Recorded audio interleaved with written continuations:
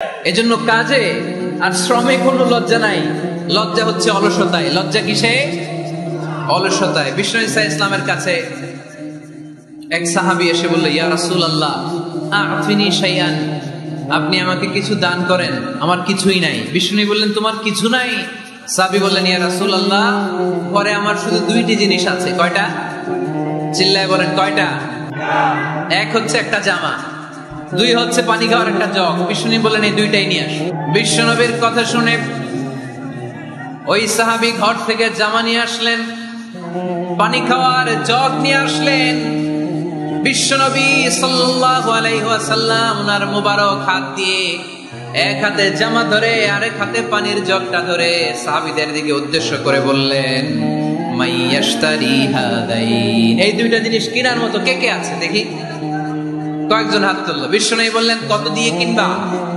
এক সাহাবী বলে, ইন্নী আশতারিহিমা বিদিরহাম, ও নবী যদিও এগুলো আমার দরকার নাই, কিন্তু আপনি যেহেতু নিলামে ডাক তুলেছেন, ইয়া রাসূলুল্লাহ ইয়া হাবিবাল্লাহ, আপনার সম্মানে আমি 1 দিরহাম দিয়ে দুইটা জিনিস কিনে নেব। 1 দিরহাম, একটা জামা, একটা পানি খাওয়ার জগ, দাম কত? 1 দিরহাম। বিশ্বনবী বললেন, না না, 1 দিরহাম তো অনেক কম হয়ে যায়, মাইয়াজিদু আলা যালিক, এর চেয়ে বেশি দামে কে কিনবা? আরেক সাহাবী হাত তুলে বলতে লাগলো, ইয়া রাসূলুল্লাহ ইয়া হাবিবাল্লাহ ওয়া ইন্নী আশতারিহিমা বিদিরহামাইন, আমি এই জামাটার পানি খাওয়ার জগটা 1 দিরহাম নয় 2 দিরহামের বিনিময়ে কিনতে চাই। বিষ্ণু ঈসা ইসলাম ওই সাহাবাকে দিয়ে দিলেন। দিয়ে 2 দিরহাম নিয়ে যে লোকটা ভিক্ষা করতে এসেছিল তার হাতে 2 দিরহাম দিয়ে বললেন, যাও 1 দিরহাম দিয়ে ঘরে খাবার কিনে দিয়ে আসো, আর 1 দিরহাম দিয়ে একটা কুঠার কিনে নিয়ে আসো। শুনতেছেন? কি কিনে নিয়ে আসো? কুঠার দিয়ে কি করে? গাছ কাটে।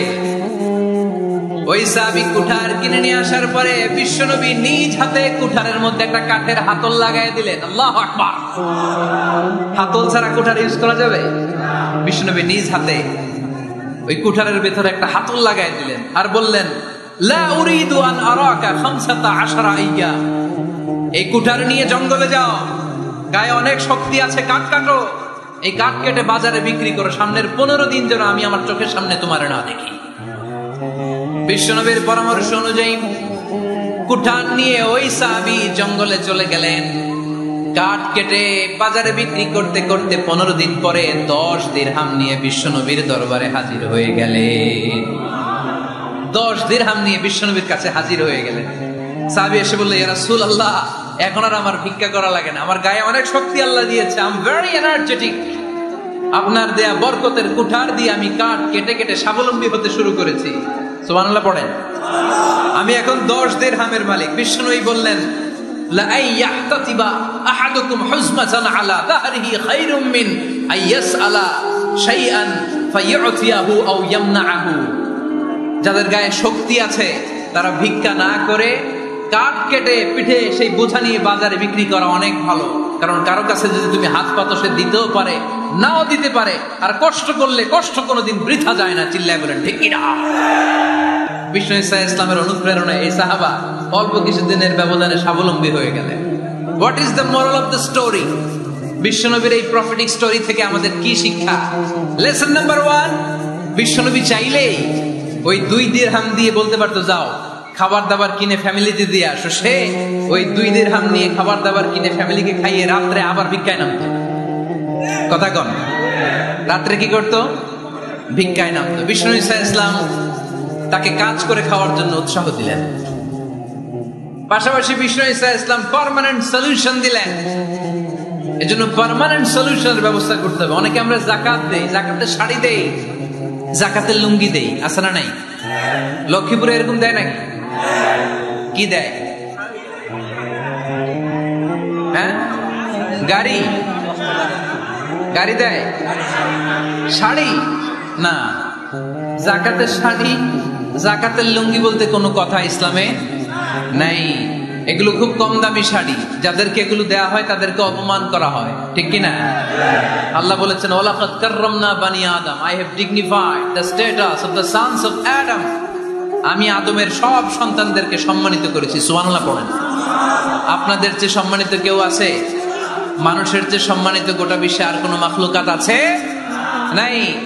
এজন্য যাকাতের শাড়ি দেয়া যাবে না, যাকাতের লুঙ্গি দেয়া যাবে না। যাকাতের শাড়ি আপনারা দেখছেন, এটারে একবার ধোয়ার পরে দ্বিতীয়বার পরা যায় না। মশারি কি পাতলা, এর চেয়েও পাতলা। এই জন্য জাকাতের শাড়ি, জাকাতের লুঙ্গি বলতে ইসলামে কোনো পরিভাষা নাই। আপনাকে স্বাবলম্বী করে দেওয়ার চেষ্টা করতে হবে। যারা লক্ষ্মীপুর জেলায় বিজনেস ম্যাগনেট আছেন, তারা একসাথে হয়ে একটা স্ট্রং জাকাত ম্যানেজমেন্ট প্ল্যাটফর্ম করতে পারেন, যেখান থেকে আপনারা বিভিন্ন থানায়, বিভিন্ন গ্রামে বাছাই করে করে কিছু ভাইদেরকে জাকাত দিতে পারেন স্বাবলম্বী করার উদ্দেশ্যে। যেই ফ্যামিলিকে আছে, কি নাম এটার, পল্লী উন্নয়ন ক্লাব, মাশাআল্লাহ, জাকাত ফান্ড দিয়ে বিদেশে লোক পাঠায়। এর চেয়ে সুন্দর পদ্ধতিতে জাকাত বিতরণ আর হতে পারে? যেই লোকটাকে, যেই ছেলেটাকে বিদেশে পাঠানো হয়েছে, ওই ফ্যামিলিটা আর কোনোদিন জাকাতের শাড়ি নেওয়ার জন্য লাইনে দাঁড়াবে?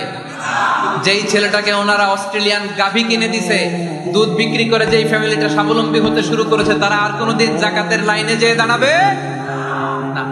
এজন্য জাকাত দিতে হবে স্বাবলম্বী করার জন্য। ইসলাম আমাদেরকে এটাই শিখিয়েছে, কাজ করে খেতাও।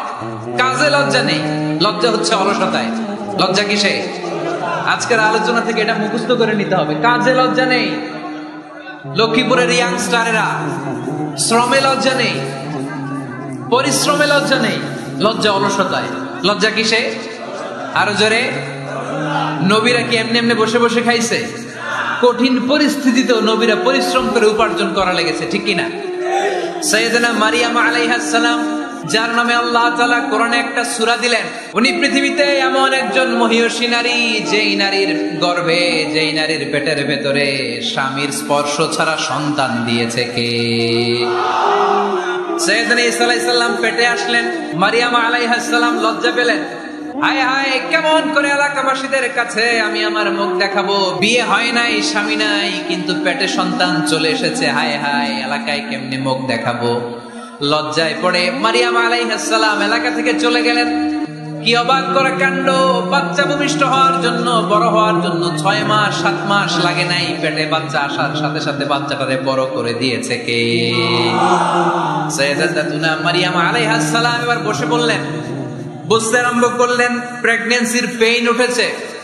হঠাৎ করে পেট থেকে বাচ্চা ভূমিষ্ঠ হয়ে যাওয়ার পরে উনি কাঁপতে আরম্ভ করলেন। ক্ষুধার চোটে খাবার কিছু নাই, সামনে ঝর্ণা, উপরে একটা খেজুর গাছ। সাইয়েদনা ঈসা আলাইহিস সালামকে কোলে নিয়ে মনে মনে ভাবে, হায় রে, কেউ যদি একটু খেজুর পেড়ে দিত, এই ক্ষুধার মুহূর্তে আমি খেজুর খেয়ে পেটের ক্ষুধা নিবারণ করতাম। রব্বুল আলামিন মারিয়ামকে উদ্দেশ্য করে আয়াত নাযিল করে দিলেন, ওয়া হুজ্জি ইলাইকি বিজিযিন নাখলাতি তুসাকিত আলাইকি রাতাবান জানিয়া। কোরআন সাক্ষী, হুজ্জি ইলাইকি বিজিযিন নাখলা, এর মানে হচ্ছে মারিয়াম, কেউ পেড়ে দিবে না, একটু কষ্ট করে হাতটা উঁচু করে খেজুরের ডালা ধরে ঝাঁকুনি মারো, টসটসে কাঁচা পাকা খেজুর নিচের দিকে পড়বে, তারপর তুমি তুলে খাবে। সুবহানাল্লাহ পড়ে। আল্লাহ চাইলে অটোমেটিক্যালি কারামাত হিসেবে খেজুরগুলো নিচে ফেলতে পারতেন না? কথা কন, খেজুরগুলো অটোমেটিক্যালি নিচের দিকে পড়ছে? পড়ে নাই। আল্লাহ শিক্ষা দিয়েছে, যেই পরিস্থিতিতে থাকো না কেন, তোমাকে শ্রম ব্যয় করে, কষ্ট করে তোমার উপার্জন করতে হবে, রিজিকের বন্দোবস্ত করতে হবে। চিল্লায় বলেন ঠিক কিনা? ইসলাম আমাদেরকে এটাই শিখিয়েছে, কাজে লজ্জা নাই।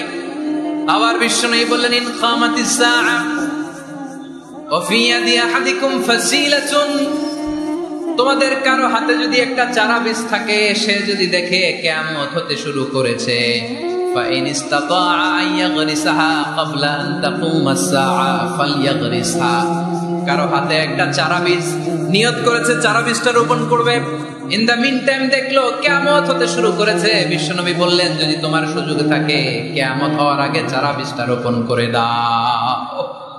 কথা বুঝতে পেরেছেন? আপনার হাতে একটা চারা বীজ, আপনি প্ল্যান করেছেন এই চারা বীজটা রোপণ করবেন, ইন দা মিন টাইম দেখলেন কি হওয়া শুরু হয়েছে? ইদা জুলজিলাতিল আরদু জিলজালাহা, দ্য বিগেস্ট আর্থকোয়েক, ভূমিকম্প শুরু হয়েছে, কিয়ামত হয়ে যাবে। বিশ্বনবী বললেন, কিয়ামত হইতেছে ওদিকে, আর তোমার হাতে যদি চারা বীজ থাকে, দেরি করো না, কিয়ামত তোমার কাছ পর্যন্ত আসার আগে সুযোগ পেলে চারা বীজটা রোপণ করে দাও। ইসলাম শিখিয়েছে শেষ নিঃশ্বাস পর্যন্ত তোমাকে লড়ে যেতে হবে। এই পৃথিবীতে কেউ কাউকে জায়গা করে দেয় না, জায়গা করে নিতে হবে। এই পৃথিবীটা the life is not a bed of roses, এটা ফুল বিছানো কোনো ফুল সজ্জা নয়, এটা কণ্ঠকাকীর্ণ। কেউ আপনার স্পেস করে দিবে না, কেউ আপনাকে সুযোগ করে দিবে না, কেউ আপনার জায়গা করে দিবে না, বরং আপনি জায়গা করে নিলে টাইনা নিচে নামাবেন। কথা বলেন। এজন্য কখনো অলসতাকে স্থান দেয়া যাবে। রাসূল বাত্তালি দুক্কানু শয়তান, অলস মস্তিষ্ক শয়তানের আড্ডা। অলস যদি কেউ থাকে এটারে টেনে বেঁধে কাজে নামাবে, পারা যাবে? আলহামদুলিল্লাহ লক্ষ্মীপুরে এরকম অলস ছেলে পেলে নাই আছে। আমরা আজকে অলসতাকে নো বলে যাবো এই মাহফিল থেকে। অলসতাকে আমরা কি বলবো? আওয়াজ করে বলতে হবে। অলসতাকে কি বলবো আমরা? মুমিনের জীবনে কোনো অলসতা নাই। অলস হয় মুনাফিকরা। অলস হয় কারা? চিল্লায় বলতে হবে। মুমিনরা অলস হয়। অলস হয় কারা? এজন্য কোরআনে আল্লাহ এই কথাও বলে দিলেন, ওয়াইদা কামু ইলাস সালাতি কামু কুসালা ইউরাউনান নাসা ওয়ালা ইয়াযকুরুনাল্লাহা ইল্লা কালিলা। সুবহানাল্লাহ পড়ে। মুনাফিকরা যখন মানুষকে দেখানোর জন্য নামাজে যায়, ওই নামাজে তাদের ইখলাস নাই, ওই নামাজের ভেতরে তাদের কোনো খুশু খুদু নাই, ওই নামাজের ভেতরে আছে শুধু অলসতা। ওই নামাজে কি আছে? কিন্তু আমরা যখন নামাজে যাই আমাদের অলসতা আছে? আমরা নামাজ পড়লে আমাদের হৃদয়টারে সজীব করে দেয় কে? আমরা উযু করলে আমাদের মনটাকে চাঙ্গা করে দেয় কে? আমরা মসজিদে ঢুকলে হৃদয়টাকে প্রাণবন্ত করে দেয় কে? মুমিন তো নামাজে গেলে চাঙ্গা হয়, মুমিন ওযু করলে চাঙ্গা হয়। বিষ্ণু ঈসা ইসলাম বললেন, ইয়াকিদু শাইতানু আলা কাফিয়াতি রাসি আহাদিকুম ইদা নাম। খেয়াল করে শুনবেন লক্ষ্মীপুরের ভাইয়েরা, চমৎকার একটা হাদিস। আমরা যখন ঘুমোতে যাই, শয়তান আমাদের প্রত্যেকের মাথার পিছনে 3টা অলসতার গিট মারে। কয়টা? আওয়াজ করে বলেন। 3টা অলসতার গিট মারে। ইয়াকিদু শাইতানু আলা কাফিয়াতি রাসি আহাদিকুম সালাসা উকা। 3টা গিট মারে যখন আমরা ঘুমোতে যাই। অলসতার 3টা গিট মেরে আমাদের কানের সামনে এসে ফিসফিস করে মন্ত্র পড়তে থাকে, আলাইসা লাইলুন তাওয়িলুন ফারকুদ, আলাইসা লাইলুন তাওয়িলুন ফারকুদ। বিশাল লম্বা রাত, ঘুমাও। অনেক সময় আছে, ঘুমাও। রাত 5টা বেজে যাচ্ছে, তাহাজ্জুদের সময় শেষ হয়ে যাচ্ছে, তখনও শয়তান বলে রাত অনেক লম্বা, ঘুমাও। ফজরের সময় পার হয়ে যাচ্ছে, সূর্য উঠে যাচ্ছে, শয়তান বলে আলাইসা লাইলুন তাওয়িলুন ফারকুদ, এখনো অনেক সময় আছে, লম্বা লম্বা লম্বা চৌড়া রাত পড়ে আছে, তুমি ঘুমাও। বিশ্বনবী বললেন, ফাইনিস্তাইকাযা ওয়া যাকারাল্লাহ ইনহাল্লাত উকদা। আমার উম্মতের কেউ যখন ঘুম থেকে জেগে ঘুম থেকে ওঠার দোয়া পড়া শুরু করে দেয়, অলসতার প্রথম গিটটা সাথে সাথে খুলে দেয় কে? আপনি ঘুম থেকে উঠেই যখন ঘুম থেকে ওঠার দোয়া পড়বেন, আপনার অলসতার প্রথম গিট খুলে দেয় কে? ঘুম থেকে ওঠার দোয়াটা কি? আলহামদুলিল্লাহিল্লাযী আহইয়ানা বা'দা মা আমাতানা ওয়া ইলাইহিন নুশুর। প্রশংসা সে আল্লাহ, যে আল্লাহ আমাদেরকে লম্বা একটা ঘুম শেষে, মৃত্যু শেষে আমাদেরকে ঘুম থেকে উঠালেন। এই দোয়াটা পড়ার সাথে সাথে শয়তান যে 3টা গিট মারছে, ওই 3টার একটা খুলে দেয় কে? ফাইন তাওয়াদ্দা ইনহাল্লাত উকদা। ঘুম থেকে জেগে ঘুমের দোয়া পড়ার পরে যখন কেউ ওযু করে ফেলে, অলসতার দ্বিতীয় গিটটাও খুলে দেয় কে? ওযু করার পরে ফাইন সাল্লাত ইনহাল্লাত উকদা, নামাজের মুসল্লায় দাঁড়িয়ে যখন নামাজ শুরু করে দেয়, অলসতার 3 নাম্বার গিটটাও খুলে দেয় কে? 3টা গিট যখন খুলে দেয়, বিষ্ণু ঈসা ইসলাম বললেন, ফাসবাহা নাশীতাল কলব। নাশীত, তখন মুমিন বান্দা সজীব হয়ে ওঠে, প্রাণবন্ত হয়ে ওঠে, উচ্ছ্বসিত হয়ে ওঠে। ওয়া ইল্লা খাবিসান নাফসি কাসলান। আর যদি ঘুমিয়ে থাকে, 3টা গিট তার মাথার পেছনে শয়তানের অলসতার লেগে থাকে, তাহলে তার দিনটা শুরু হয় অলসতা দিয়ে, আর সে হয় অলসতার রাজা। চিল্লায় এখন ঠিক কিনা? এজন্য আমরা কি অলস হতে চাই না কর্মঠ হতে চাই? কোন নবীরা কি অলস ছিলেন? পৃথিবীতে কোন নবী অলস ছিলেন? সব নবী কর্মঠ ছিলেন। বিষ্ণু ঈসা ইসলাম বললেন, মা বাআসাল্লাহু নাবিয়্যান ইল্লা রাআল গানাম। এই পৃথিবীতে এমন কোন নবী নাই যেই নবী বকরি চড়ায় নাই। কি চড়ায় নাই? বকরিরে আপনারা লক্ষ্মীপুরের ভাষায় কি বলেন? কি বলেন? ছাগল। তো পৃথিবীতে এমন কোন নবী নাই যেই নবী কি চড়ায় নাই? ছাগল চড়ায় নাই। সাহাবারা বললেন, ইয়া রাসূলুল্লাহ আনতা কাযালিক, আপনিও ছাগল চড়াইছেন?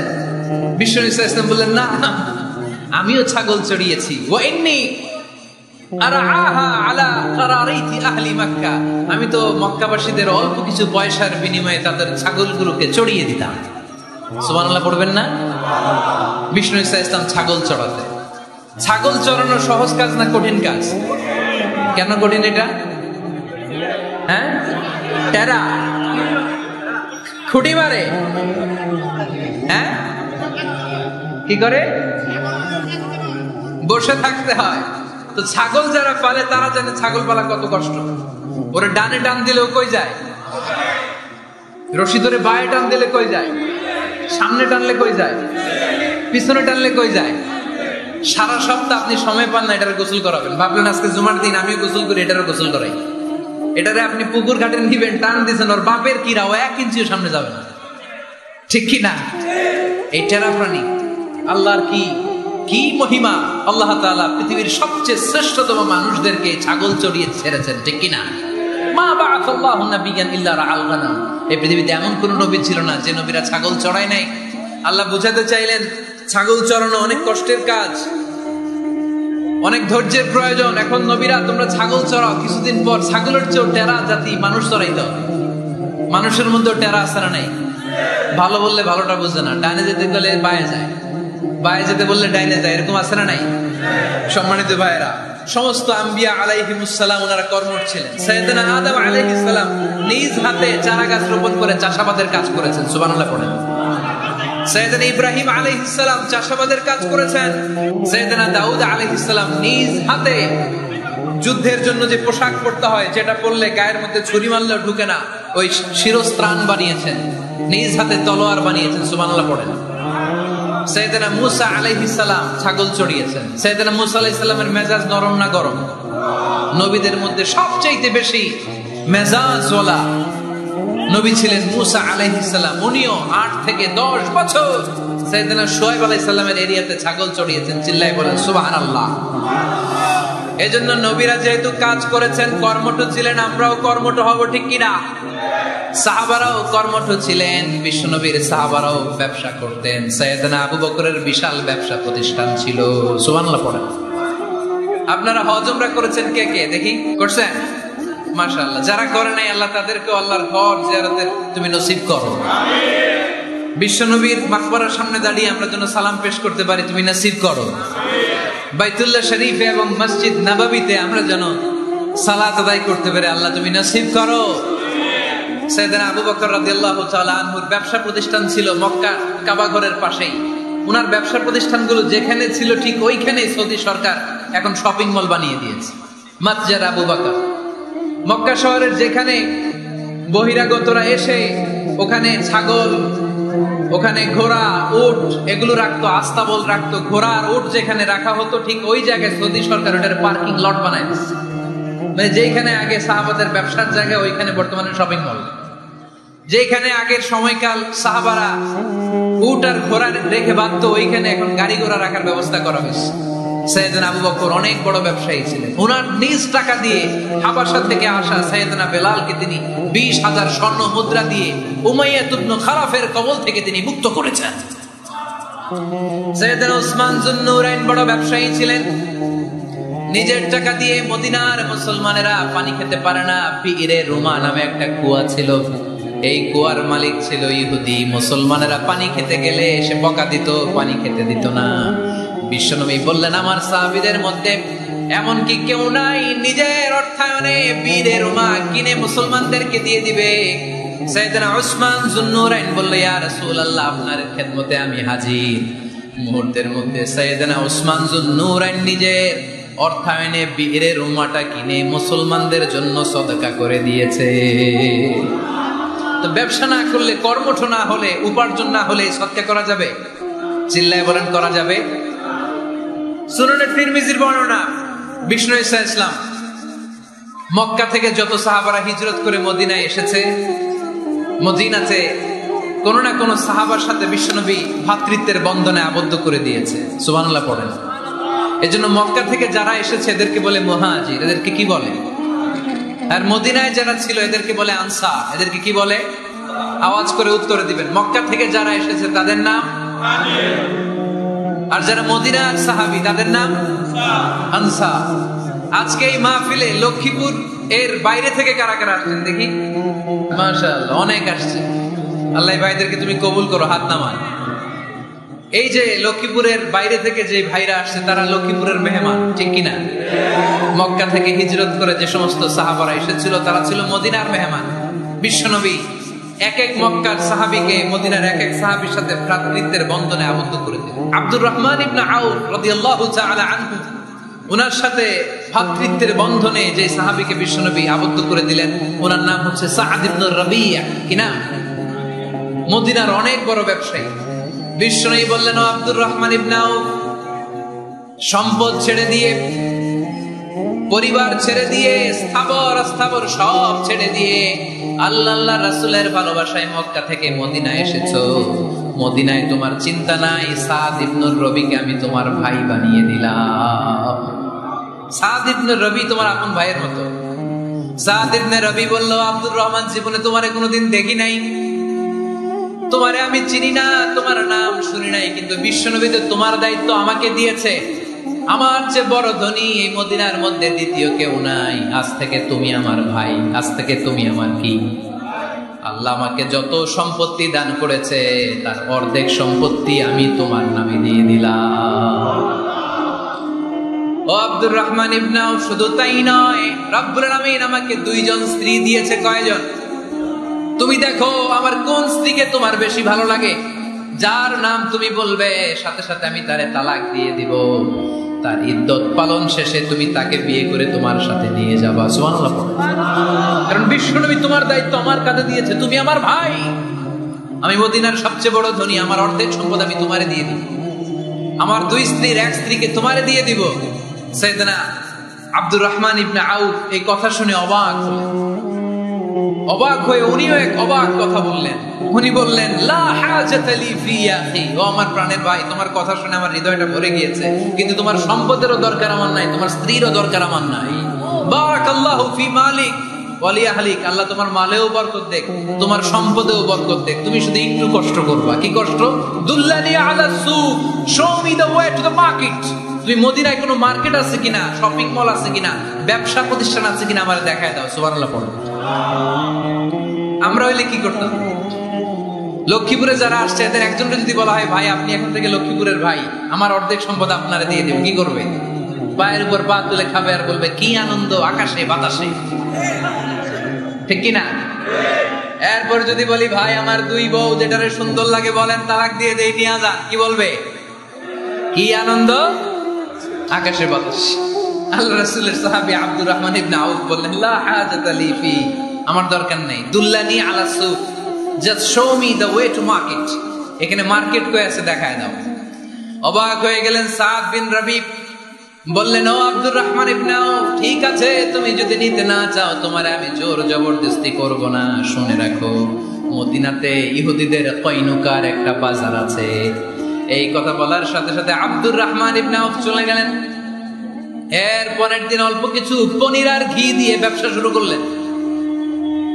পনির আর ঘিয়ের ব্যবসা করতে করতে করতে করতে ব্যবসায় তিনি এত লাভ করলেন, উনি বললেন, আমি যদি কখনো মদিনার বালুর মধ্যে হাত দিতাম ওই বালুটারও সোনা বানায় দিত কে? দুল্লানি আলা সুক। লক্ষ্মীপুরের কর্মঠ যুবক ভাইয়েরা, এ আব্দুর রহমান ইবনে আউফ আমাদের প্রেরণা। উনি অন্যের ঘাড়ে পাড়া দিয়ে খেতে চায় নাই, আরেকজনের উপর ডিপেন্ডেন্ট বা নির্ভরশীল হতে চায় নাই। তিনি স্বাবলম্বী হওয়ার শিক্ষা, লেসন কিয়ামত পর্যন্ত গোটা বিশ্বের যুবকদের জন্য রেখে গিয়েছে। চিল্লায় বলো ঠিক কিনা? দুল্লানি আলা সুক, show me the way to market. Market কোথায় দেখাও। পনির আর ঘি নিয়ে ব্যবসা করতে করতে কয়েক মাসের ব্যবধানে ইতিহাস সাক্ষী সাইয়েদনা আব্দুর রহমান ইবনে আউফ মদিনার বিশাল বড় বিজনেস ম্যাগনেটে পরিণত হয়ে গেলেন। চিল্লায় পড়েন আল্লাহু আকবার। এজন্য ব্যবসার ভিতরে বরকত ঢুকিয়ে দিয়েছে কে? বিষ্ণু বললেন, আত-তাজিরা সাদুকাল আমিন, মা'আন নাবিয়্যিন ওয়াস সিদ্দীকিন ওয়াশ শুহাদা'i ওয়াস সালিহিন। আমানতদার ব্যবসায়ী তারা সাধারণ কোনো মানুষ নয়, কিয়ামতের দিন নবীদের সাথে হাসর হয়ে যাবে। আপনারা যারা ব্যবসা করেন, এটা সাধারণ বিষয় নয়। বিষ্ণু ইসলাম নিজেও ব্যবসায়ী ছিলেন। ওনার জীবনের প্রথমে তিনি খাদিজা রাদিয়াল্লাহু তাআলা আনহার ব্যবসার স্টাফ হয়ে কাজ শুরু করেছেন, এরপর নিজে ব্যবসা শুরু করেছেন। এরপরে খাদিজাতুল কুবরা রাদিয়াল্লাহু তাআলা আনহা সব সম্পত্তি বিয়ের পরে বিশ্বনবীর পায়ের সামনে ঢেলে দিয়েছেন। বললেন, ইয়া রাসূলুল্লাহ, এই সম্পদ আমি আপনাকে দিয়ে দিলাম, আপনি ইচ্ছা মতো দিনের প্রয়োজনে খরচ করেন। সুবহানাল্লাহ পড়েন। এজন্য বিষ্ণু ইসলাম আমাদের জন্য উপমা, আব্দুর রহমান ইবনে আউফ আমাদের জন্য উপমা। যারা ব্যবসা করেন তারা বিষ্ণু ইসলামের সুন্নাহ পালন করছেন। আত-তাজির আস-সাদুক আল-আমিন। বিষ্ণু বললেন, সত্যবাদী আমানতদার ব্যবসায়ী, যে ব্যবসা করতে যে মিথ্যা কথা বলে না। অনেক ব্যবসায়ীরা আছে পণ্য চালানোর জন্য মিথ্যা কথা বলে আর কসম কাটে, আছে না নাই? এমনটা করা যাবে? সকালবেলা স্ত্রীরে বলে, এই গরুগুলা বিক্রি করবো, তুই একটা দাম কত কমো? স্ত্রীরে শিখাই দিচ্ছে, এই গরুর দাম তুই 40,000। তো বউ বলে, ঠিক আছে, দাম কইলাম 40,000।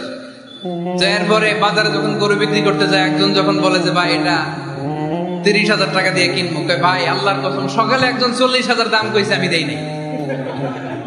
আছে না নাই? কৌশল করে।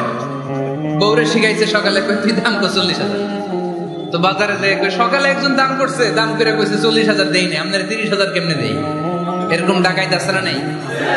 আলহামদুলিল্লাহ, লক্ষ্মীপুরে এরকম লোকজন নাই। আরে নাই, আমি কই নাই, এরা কই আছে। লক্ষ্মীপুরের মানুষ খুব ধার্মিক, আমি জানি। লক্ষ্মীপুর, নোয়াখালী, ফেনী, এই বেল্টের লোকজন খুব আল্লাহওয়ালা। এদের মধ্যে আল্লাহওয়ালার সংখ্যা বেশি। এখানে আলেম ওলামা বেশি, এখানে মসজিদ মাদ্রাসা বেশি। এই জন্য এই জেলাগুলোতে আল্লাহর রহমতও বেশি। আল্লাহ, তুমি এই জেলার ছেলেবেলাদেরকে, এই জেলার লোকদেরকে তুমি কবুল করো, মা বোনদেরকে তুমি কবুল করো। সম্মানিত ভাইয়েরা, এজন্য আজকের মাহফিল থেকে আমরা যেটা শিখলাম সেটা হচ্ছে, পরিশ্রমে কোনো লজ্জা আছে? আমরা কাজ করে খাবো, ঠিক কিনা? Never under estimate any job. যুবক ভাইয়েরা, লক্ষ্মীপুরের যুবক ছেলেরা, শুনতেছ? এরকম আওয়াজ করতে হবে, কান খাড়া করে শোনো। Never under estimate any job. কোন চাকরিকে ছোট করে দেখা যাবে, whether it's small or big, you don't care. এটাতে কেয়ার করা যাবে না। ছোট্ট চাকরি পাইলেই ঢুকে যাবে, বড় অফার আসলে পরে ঢুকবা। এটা ছোট কাজ, এটা হোটেলের ওয়েটার, এটা ছোট্ট স্টাফ, এটা কেরানি না। কাজ কাজই, কাজের মধ্যে কোনো ছোট বড় নাই। খেটে খাওয়া মানুষকে বিশ্বনবী অনেক সম্মান করতেন। বিষ্ণু ইসলাম খেটে খাওয়া মানুষদেরকে এত ভালোবাসতেন, বিদায় হজের মতো এত গুরুত্বপূর্ণ ভাষণও এই মেহনতি মানুষদের কথা বাদ যায় না। সুবহানাল্লাহ পড়বেন না? দিনটা ছিল জুমাবার। বিষ্ণু ইসলাম আরাফাতের ময়দানে দাঁড়িয়ে ঐতিহাসিক একটা ভাষণ দিলেন। এই ভাষণের নাম হলো বিদায় হজের ভাষণ। এই বিদায় হজের ভাষণেও খেটে খাওয়া মানুষের কথা বিশ্বনবী বাদ দেয় না। বিশ্বনবী বলেছেন, আরিক্কাকুম, খবরদার, অধীনস্থ কর্মচারীদের সাথে খারাপ আচরণ করো না। আতঈমুহুম মিম্মা তাকুলুন ওয়াকসুহুম মিম্মা তালবিসুন। খবরদার, মনে রেখো, তোমরা যা খাবে তোমাদের অধীনস্থ কর্মচারীদেরও তা খাওয়াবে, তোমরা যা পড়বে তাদেরও তা পড়াবে। বিশ্বনবী শেষ নিঃশ্বাস ত্যাগ করে যাওয়ার আগে যেই কয়েকটা কথা বলেছিলেন, তার মধ্যে মেহনতি মানুষদের জন্য কথা আছে না নাই? বিষ্ণু ইসলাম যখন শেষ নিঃশ্বাস ত্যাগ করবেন, তিনি বলেছিলেন, আসসালাত আসসালাত, উম্মতেরা, নামাজ নামাজ নামাজ ছেড়ে দিও না, নামাজ তরক করো না, নামাজ কাজা করো না। আর বলেছিলেন, ওমা মালাকাত আইমানুকুম, অধীনস্থ কর্মচারীদের সাথে খবরদার খারাপ আচরণ করো না। যারা কর্মচারীদের সাথে খারাপ আচরণ করে, যারা মানুষের কাছ থেকে শ্রম নিয়ে কাজ করিয়ে টাকা দেয় না, কিয়ামতের দিন তাদের বিরুদ্ধে মামলা দায়ের করবে কে? কে করবে? হাদিসে কুদসি সাক্ষী বিষ্ণু ইসলাম বলেন, আল্লাহ তাআলা ফরমান আনা খাসমুহুম সালাসাতুন আনা খাসমুহুম ইয়াউমাল কিয়ামা। তিন শ্রেণীর ব্যক্তির বিরুদ্ধে আল্লাহ বলেন আমি নিজেই কিয়ামতের দিন মামলা দায়ের করব। I will be against them in the day of judgment. Three categories of people I will be against them in the day of judgment. তিন শ্রেণীর লোক কিয়ামতের দিন তারা ছাড় পাবে না। আল্লাহ বলেন আমি নিজেই তাদের বিরুদ্ধে মামলা দায়ের করব। এর মধ্যে এক শ্রেণীর লোক হচ্ছে রাজুলুন ইস্তাআজারা জিরান ফাস্তাউফা মিনহু ওয়া লাম ইয়াতি আজরা। একজন শ্রমিক ভাড়া করে তার কাছ থেকে কাজ নিয়েছে কিন্তু তার পারিশ্রমিক আদায় করে নাই। এরকম আছে না নাই? দাপট দেখায় ইউনিভার্সিটির ক্যান্টিন গুলোতে। ইউনিভার্সিটির ক্যান্টিনে যে খায় মাগার বিল দেয় না, এরকম ডাকাইত আছে না নাই? চায়ের দোকানে চা খায় আগে পরে দিব বিল দেয় না, আছে না নাই? দোকানে যে পণ্য কিনে বিল দেয় না পরে দিব, আছে না নাই? কিয়ামতের দিন আল্লাহ তোর এই মাস্তানি ছুটাবে, চিল্লা এখন ঠিক কিনা? আনা খাসমুহুম, আমি নিজেই তাদের বিরুদ্ধে মামলা দায়ের করব। কথাটা কার? এজন্য বিশ্বনবী বললেন খবরদার, মেহনতি মানুষ, খেটে খাওয়া মানুষ, এদের দোয়া কবুল হয়ে যায়। আতুল আজিরা আজরাহু ক্বাবলা আন ইয়াজিফা আরাকুহু। খবরদার, বিশ্বনবী বললেন শ্রমিকের ঘাম শুকিয়ে যাওয়ার আগে তাদের পারিশ্রমিক মিটিয়ে দাও। বিশ্বনবীর বিখ্যাত হাদিস আতুল আজিরা আজরাহু ক্বাবলা আন ইয়াজিফা আরাকুহু। শ্রমিকের ঘাম মাটিতে লাগার আগে, শুকিয়ে যাওয়ার আগে তাদের পারিশ্রমিক মিটিয়ে দাও। কেননা তারা যদি বদদোয়া করে তোমার জীবনকে জাহান্নাম বানিয়ে দিবে কে? বিষ্ণু ঈসা ইসলাম সব সময় খেটে খাওয়া মানুষদেরকে আগলে রাখতেন। সব সময় শুধু যে ভাষণে মেহনতি মানুষদের সাথে ভালো আচরণ করতে বলতেন, শ্রমিকদের সাথে ভালো আচরণ করতে বলতেন এমনটা নয়। ওনার ব্যক্তিগত জীবন ঘাটলেও দেখা যায় উনি শ্রমিকদের সাথে কেমন আচরণ করেছেন। বিষ্ণু ঈসা ইসলামের একজন খাদেম ছিল, আপনারা তার নাম জানেন? কি নাম? সবাই বলেন আনাস।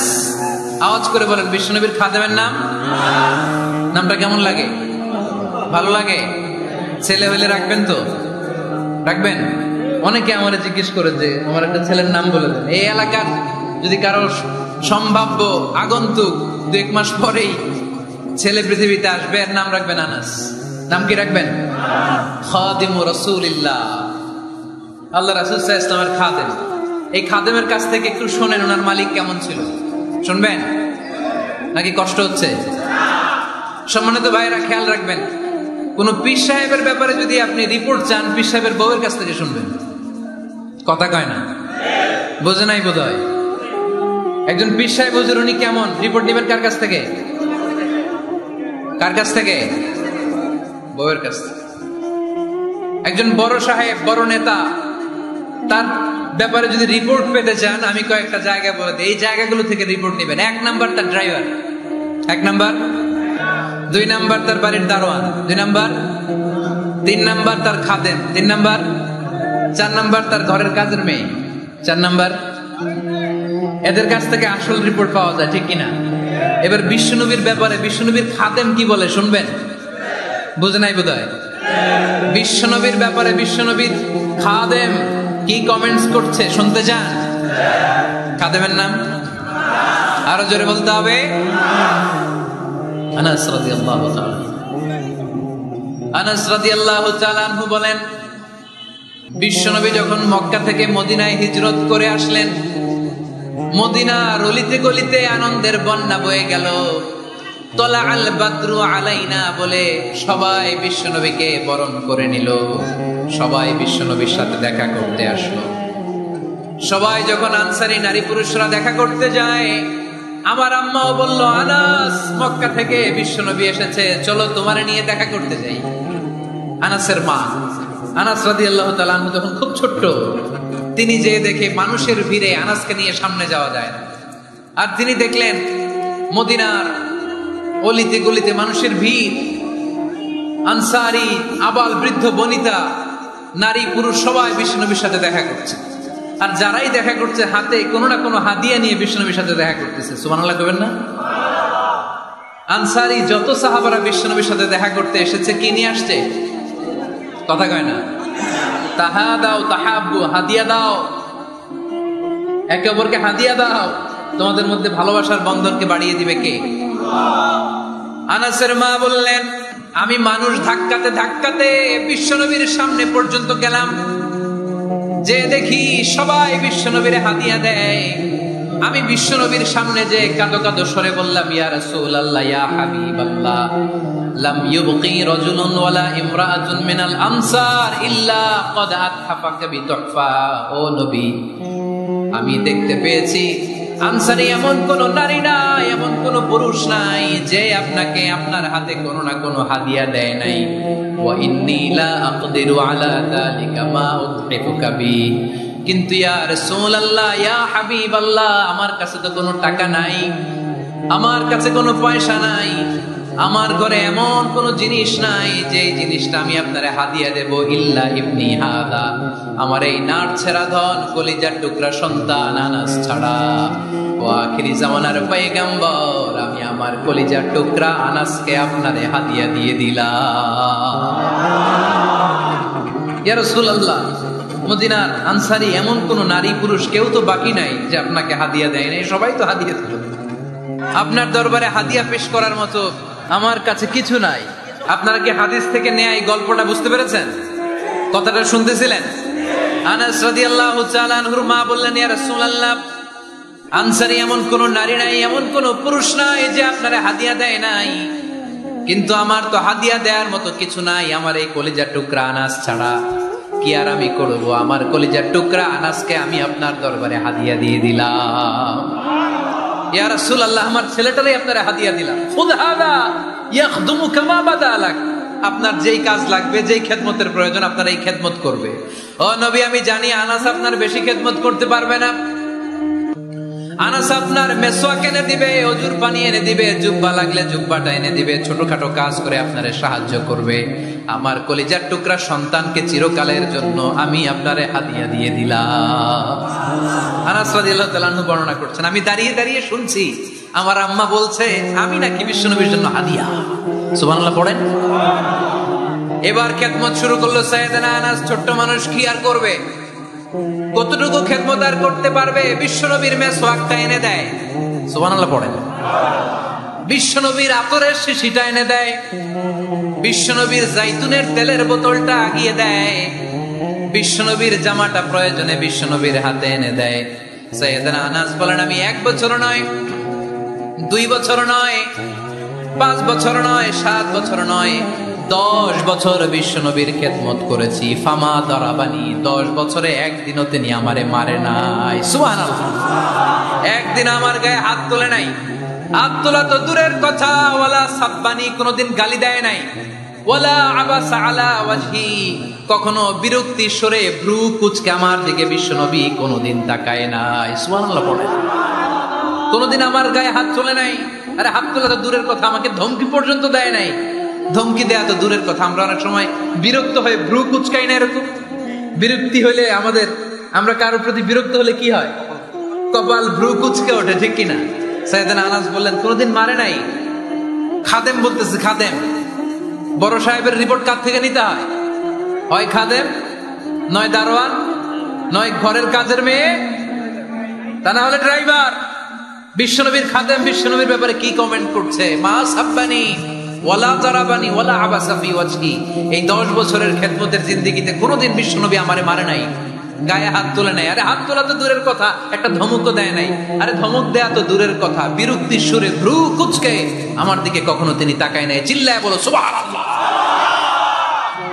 আর আজকে মাইক পেলে মানবাধিকারের কর্মী কি সুন্দর কথা বলে, উইমেন রাইটস এর কথা বলে, শিশু শ্রম নিয়ে কথা বলে, আর বাড়িতে কাজের মেয়ের গায়ের মধ্যে খুন্তি, গরম খুন্তি পিঠের মধ্যে লাগিয়ে পিঠ ঝলসিয়ে দেয়। এরকম আছে না নাই?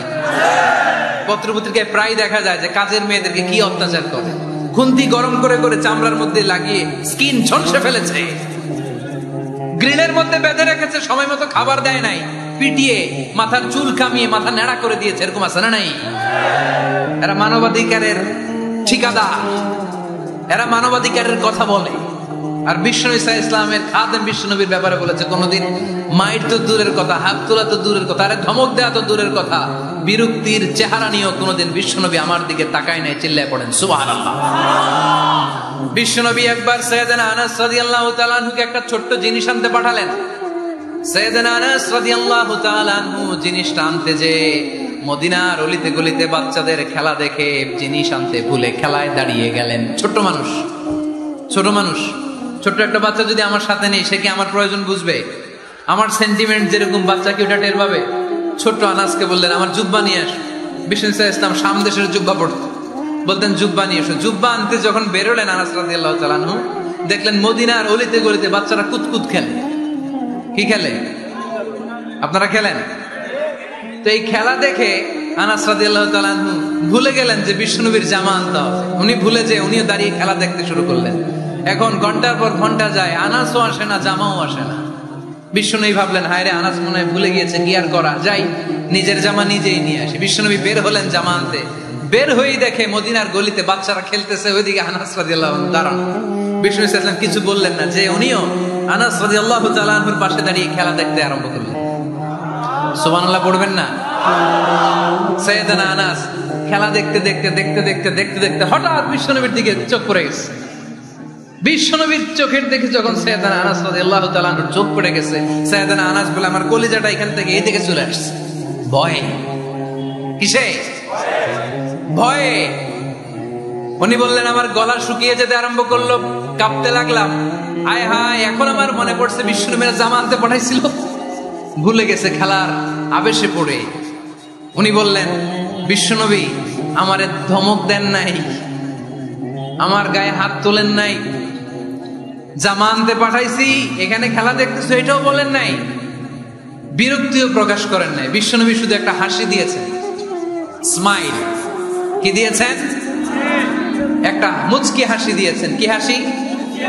সাইয়েদনা আনাস বলে ওই যে ওই দিনের বিশ্বনবীর মুচকি হাসির শাসন মরার আগের দিন পর্যন্ত আমি আনাসকে সোজা রাস্তায় রেখেছি, আর ডানে বায়ে নেয় নাই।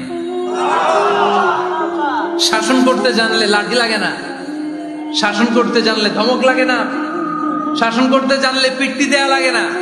মুচকি হাসি দিয়েও শাসন করা যায় কি যায় না? সাইয়েদনা আনাস বললেন কোনোদিন মারে নাই, কোনোদিন ধমক দেয় নাই, সব সময় আমাকে আদর করেছে। চিল্লায় পড়েন সুবহানাল্লাহ। এজন্য সব সময় বিষ্ণু ইসলাম শ্রমিকদেরকে ভালোবাসতেন। শ্রমে কোনো লজ্জা নাই, লজ্জা হচ্ছে অলসতায়। আজ থেকে এই মাহফিল, এই এত বড় আয়োজন, এত বড় গ্যাদারিং তখনই সার্থক হবে যখন আমরা এই সিদ্ধান্তে আসতে পারবো যে আমরা অলস সময় কাটাবো না, আমরা আমাদের এই সময়গুলোকে প্রোডাক্টিভ ওয়েতে কাজে লাগাবো, কোনো না কোনো কাজের সাথে জড়িত হব। Never under estimate any job, whether it's big or small, বড় হোক বা ছোট হোক, কোনো কাজকে আমরা ছোট করে দেখবো না। যে কোনো কাজ করো না ভাই, যে কোনো কাজ করো তা যেন হয় সবার চেয়ে সবচেয়ে সুন্দর। আমাদের অবসর সময়গুলোকে কাজে লাগানোর দরকার আছে না নাই? আমরা নিজেদেরকে কর্মঠ করে কর্মজীবী হিসেবে, শ্রমজীবী হিসেবে নিজেদেরকে প্রতিষ্ঠিত করতে চাই। রাজি আছো মুসলমান? লক্ষ্মীপুরের যুবক ছেলেরা আওয়াজ করে বলো পারা যাবে? লজ্জা কিসে? লজ্জা কিসে? অনেকে টাঙ্কি মারে, এদিক সেদিক ঘুরে, আর বলে আমার আব্বা চেয়ারম্যান। আরে তোর আব্বা চেয়ারম্যান, তুই কি? আমার আব্বা MP, member of the parliament. আরে তোর বাবা এমপি, এটা তো তার গৌরব, তোর কি আছে সেটা বল। এজন্য নিজের পায়ে দাঁড়াবো।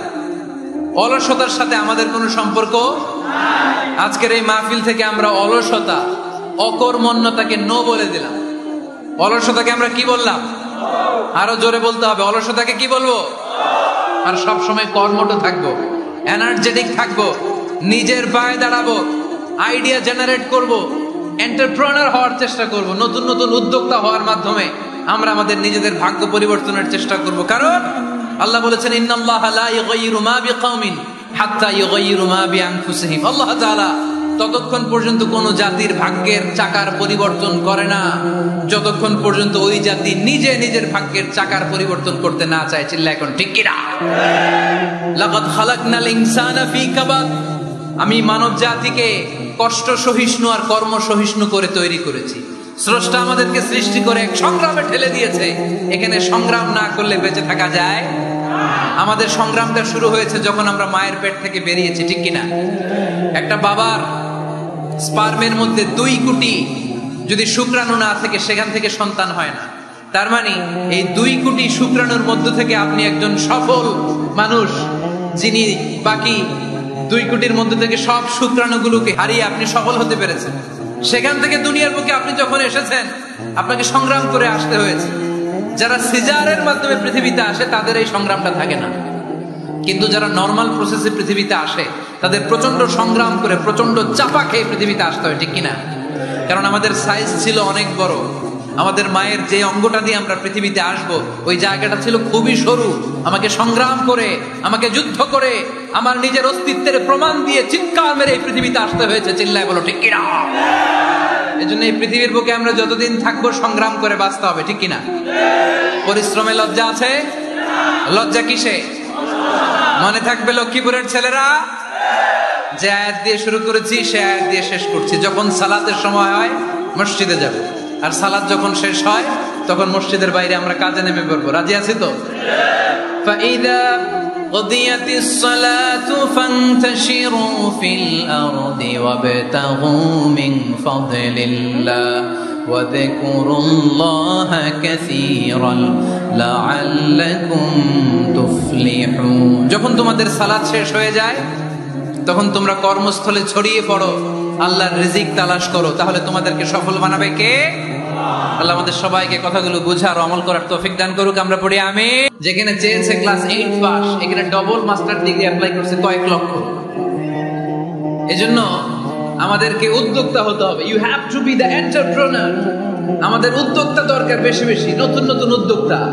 নিজেই এমন আইডিয়া নিয়ে আসবে যে আইডিয়া বিক্রি করে দুর্দান্ত আইডিয়া দিয়ে তুমি পুরো দেশ কাঁপিয়ে দিতে পারো। পারা যাবে না লক্ষ্মীপুরের ছেলেরা? আইডিয়ার অনেক দাম। You have to generate new ideas. নতুন নতুন আইডিয়া এনে মানুষ গোটা বিশ্বকে তাক লাগিয়ে দিচ্ছে। এই যে গত কয়েক বছর আগে কারের একটা রাইড চালু হয়েছে, নাম হয়েছে উবার। কি নাম? ঢাকায় যারা চলাফেরা করেন তারা হয়তো চড়েছেন। উবারের নাম শুনছেন না? এই উবার কোম্পানি কি করে জানেন?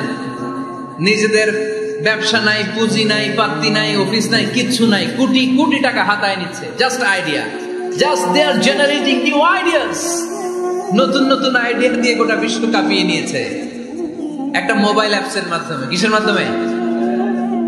Mobile apps. একটা কোম্পানি খুলেছে, গোটা বিশ্বের সব প্রাইভেট কারওয়ালারা ওইখানে রেজিস্ট্রেশন করে আপনি মোবাইলে কোথায় যাবেন, কোত্থেকে যাবেন লিখবেন, গাড়ি আপনার বাড়ির সামনে এসে হাজির। তার একটা পার্সেন্টেজ ওই উবার কোম্পানি পায়। ইউনাইটেড স্টেটস অফ আমেরিকার একটা স্টেট আছে সান ফ্রান্সিসকো, ওইখান থেকে শুরু করছে। 775টা সিটিতে ওদের অপারেশন আছে। বাংলাদেশে ঢাকাতেও আছে, আমি মালয়েশিয়াতে থাকি, ওখানেও আছে, ওখানেও আমরা চড়ি। প্রায় 63টা দেশে ওদের কাজ বাজার। গত বছরে 2018 সালে ওদের প্রফিট ছিল, রেভিনিউ ছিল 11.27 billion US dollar, 11.27 US billion dollar. Just they are selling their ideas. নতুন নতুন আইডিয়া দিয়ে গোটা বিশ্বকাপ আছে। এই উবার যখন চালু হলো, আমি তখন মালয়েশিয়ায় শুনলাম বাংলাদেশে নতুন আরেকটা বাইর হয়েছে, পাঠাও। কি নাম? এটা বোধহয় সারা বাংলাদেশ ব্যাপী হয় নাই, 3টা জায়গায়, সিলেটে, চট্টগ্রামে আর ঢাকায়। এরা আরো চালাক। বাংলাদেশের ছেলেপেলেদের মাথায় চিকন চিকন অনেক বুদ্ধি। এরা ভাবলো এই উবার দিয়ে আর আমরা কত আগাবো, আমাদের গাড়ি আরো ছোট করতে হবে। এরা মোটরসাইকেল রাইড দেওয়া শুরু করছে। জ্যামের শহর ঢাকা, চিপা চাপা দিয়া এরা আপনারা নিয়ে জায়গা মতো পৌঁছায় দেবে। তো এই যে উবারের পরে আমাদের ছেলেরা বানাইলো পাঠাও। এরপরে কত কিছু বানাচ্ছে ছেলেপেলেরা, আমি তো এগুলো দেখে অবাক। রকমারি.com নাম শুনছো? বিক্রয়.com নাম শুনছো? ঘরে বসে বসে কোটি কোটি টাকা হাতিয়ে নিচ্ছে তারা। Just they are selling their ideas. যেহেতু আমাদের চাকরি কম, ওই চাকরির বাজারে আমরা লাইন দিতে চাই না। আমাদের মেধাকে খাটিয়ে খাটিয়ে আমরা নতুন তরুণ উদ্যোক্তা বানাতে চাই। চিল্লায় বলো ঠিক কিনা? উদ্যোক্তা যত বাড়বে ততই দেশের কল্যাণ হবে। মানুষ তাদের আইডিয়াকে কাজে লাগিয়ে গোটা বিশ্বকে তাক লাগিয়ে দিচ্ছে। আমরা আমাদের সমতল ভূমিতে চাষ করতে চাই না। মালয়েশিয়াতে একটা এলাকা আছে ক্যামেরুন হাইল্যান্ড, ওরা পাহাড়ের মধ্যে চাষাবাদ করে গোটা মালয়েশিয়ার খাদ্যদ্রব্যের অভাবকে মুক্ত করে দিয়েছে। পাহাড়ের মধ্যে ওখানে ফুলের বাগান, ক্যামেরুন হাইল্যান্ড প্রায় 6000 ফিট উঁচু, প্রচন্ড ঠান্ডা। এই ঠান্ডা পাহাড়ে হিল ট্রাক্স এরিয়াতে মালয়েশিয়ার এই ক্যামেরুন হাইল্যান্ডে ওখানে আছে ফুলের বাগান, আছে ফলের বাগান।